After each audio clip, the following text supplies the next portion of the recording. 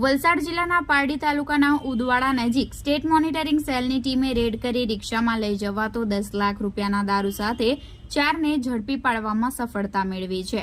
વલસાડ જિલ્લાના પારડી તાલુકા પાસે આવેલા ઉદવાડા ગામ નજીક સ્ટેટ મોનિટરિંગ સેલની ટીમે પ્રોહિબિશનની શંકાના આધારે તેમજ પ્રોહિબિશનના ગુનાઓ શોધી કાઢવા માટે પેટ્રોલિંગમાં ફરી રહી હતી, જે દરમિયાન બાતમી મળી હતી કે ઉદવાડા નજીક સ્ટેટ મોનિટરિંગ સેલની ટીમે બાતમીના આધારે રિક્ષામાં લઈ જવાતો 10 લાખ રૂપિયાનો દારૂ ઝડપી પાડ્યો હતો।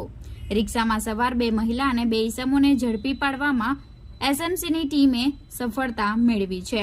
રિક્ષાની અંદર તપાસ કરતા કુલ 10,35,163ની કિંમતનો દારૂનો જથ્થો મળી આવ્યો હતો। દારૂનો જથ્થો, રિક્ષા અને રોકડ મળી કુલ 11,07,783 રૂપિયાનો મુદ્દામાલ પોલીસે કબજે કર્યો છે। પોલીસે આ કેસમાં પદ્માબેન એન પટેલ, ભૂમિકાબેન આર પટેલ, અચુલકુમાર, કુંવર બહાદુર સિંહ અને રાહુલ પી સિંહની ધરપકડ કરી છે, જ્યારે આ કેસમાં સંડોવાયેલા 11 ફરાર આરોપીને પોલીસે શોધખોળ હાથ ધરી છે। આ અંગે પારડી પોલીસે વધુ તપાસ ચલાવી રહી છે।